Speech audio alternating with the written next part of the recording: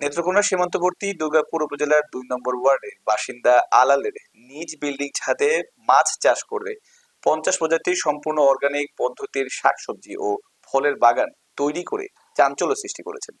বিস্তারিত থাকছে লুৎফুজ্জামান ফকিরের প্রতিবেদনে। ৩,৫০০ স্কোয়ার ফিটের ছাদ বাগানটিতে ১,০০০ স্কোয়ার ফিটের মধ্যে হাউস তৈরি করে বিভিন্ন প্রকার মাছ চাষ করা হয়েছে। সেই সাথে কচু, বেগুন, পেঁপে, লেবু, কমলা, আলু, করলা সহ বিভিন্ন প্রকার মৌসুমী শাকসবজি চাষ করা হয়েছে।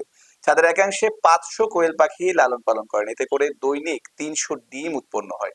ছাদ বাগানটির উদ্যোক্তা আলাল জানিয়েছেন, চ্যানেল আই টেলিভিশনের শাইখ সিরাজের ছাদ বাগানের প্রতিবেদন দেখে উৎসাহিত হয়ে তার বাগানটি তৈরি করেন।